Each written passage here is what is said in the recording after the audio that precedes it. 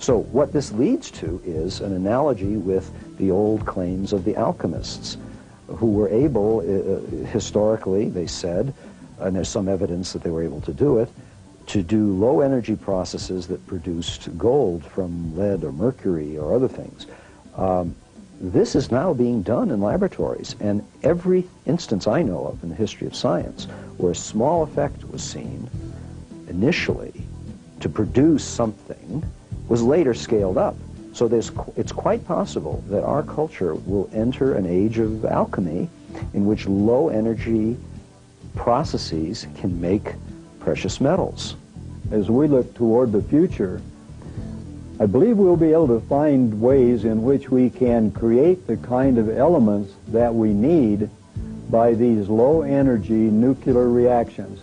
I think we'll be able to start adding to or picking apart or changing the nucleus of atoms to be able to get the kind of stable atoms that we need.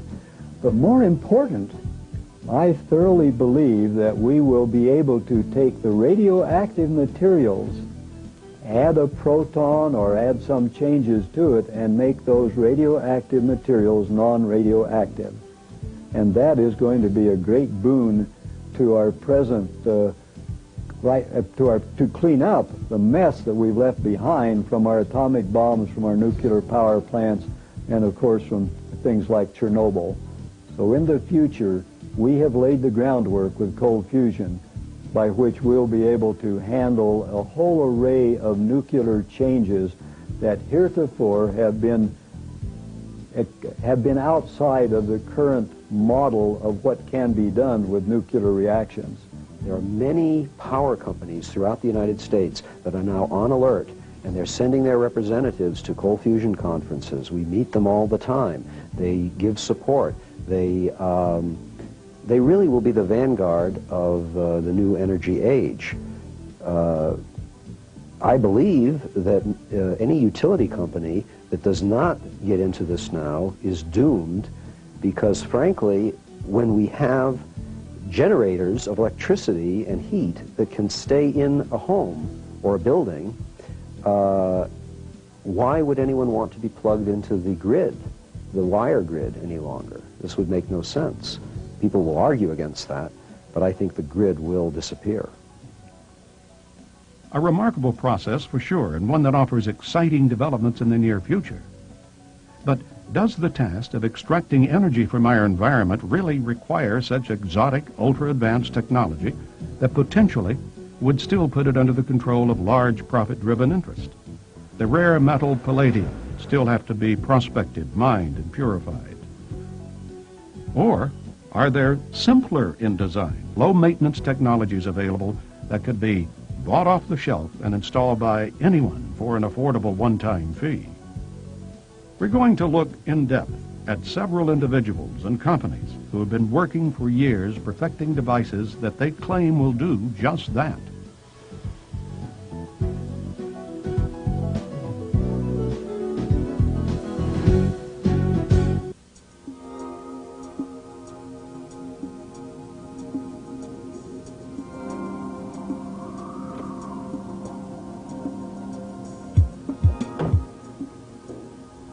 No one person in the free energy field has been as determined and persistent as Mississippi inventor Joseph Newman. Since the 70s, Newman has been denied U.S. patents repeatedly on his energy machine, even though numerous engineers, scientists, and even congressmen have testified on his behalf. In 1968, I invented a bike that would get a wheelie. And I used an 80-pound flywheel that I had built and took a positive clutch out of a 30-horsepower motor, put it above the axis of the back wheel. A kid would get up on it, build up inertia in that 80-pound flywheel. He'd engage that positive clutch. Immediately, the front end would jump up off the ground. It'd leave black streaks on the pavement about that long, and the kids' eyes would get as big as a silver dollar. They were just ecstatic over it. But I had heard the word that a gyroscope was a stabilizer. So I went to the library, got a book on gyroscopes. And when I started reading the mechanical characteristics of a gyroscope, the question that had dogged my mind for 3 years, how did that current know which direction to go? And why was it when you went parallel you'd get nothing? I saw the laws of a gyroscope match that exactly. If you study the laws of a gyroscope, if you take this little gyroscope here. If I can spin it up, you can see that it does, but I think every kid knows it's true.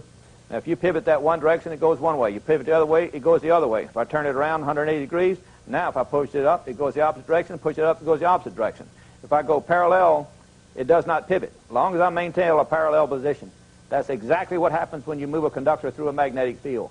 You push down on it, the current goes in one direction. You push up, it goes in the opposite direction. You turn the magnet over 180 degrees, everything will reverse. You push down parallel to the lines of force with the copper wire, and you get nothing. It told me that the energy in a magnetic field was a gyroscopic particle. Now, I didn't care what the rest of the world was saying because they couldn't answer my honest question.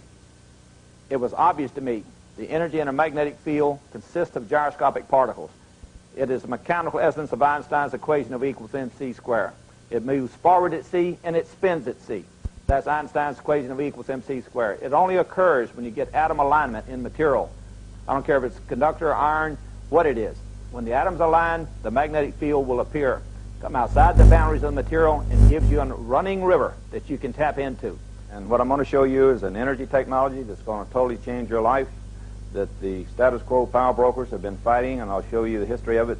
They didn't want you to have it, but you can see for yourself that this works, and the part of this for you to see it is to watch these meters, because these meters are going to show you that there's more power in this system than flows from this battery.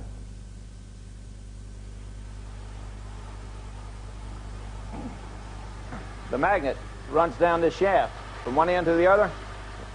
It's hex-shaped with six-sided. This blue represents a coil running this way. The red represents a coil running at right angles to it. The commutator shows that you break that circuit every 90 degrees. So you fire into one coil, fire into the next coil.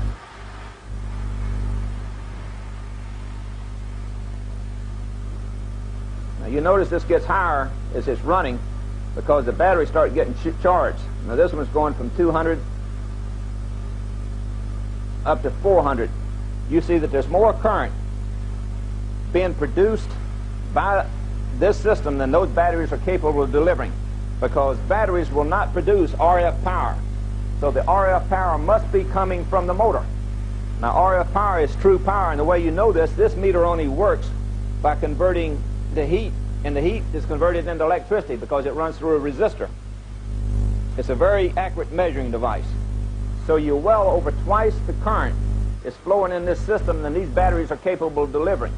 And the batteries cannot produce RF power. Now this is real power. It has to be coming from the system. It clearly shows that the energy output of the system is greater than the energy inputted into the system. And that's what I've been saying. That's what's more than 30 scientists who came to my home from around the world. Some of them came all the way from England, signed affidavits that the invention worked. The special master to the court, Mr. William Schuyler, who was a former commissioner of patents. He was an electrical engineer. The federal judge chose him, saying his credentials were superb. He looked at those affidavits and gave the men the credit they were due. He said the evidence was overwhelming. The invention worked. There was no contradictory factual evidence, and the patent office had knowingly not followed the formalities of the patent law. To us as an observer, we see everything as motionless. We see objects and they sit still, and everything in the shop sitting still. And so we think that's, to us, again as to the observer, we think the natural state of our planet is non-motion. But when in reality you get down to the basic makeup of the atoms of this material, and you see that the natural state of the universe is motion.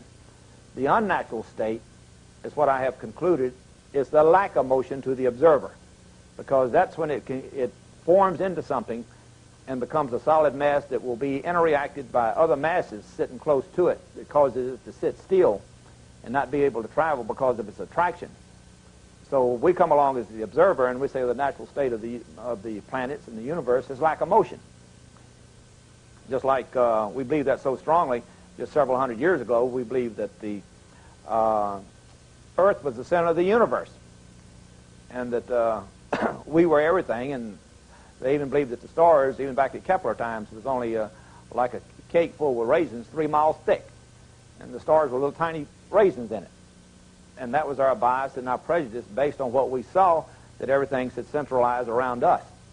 And I'm saying now we should open our eyes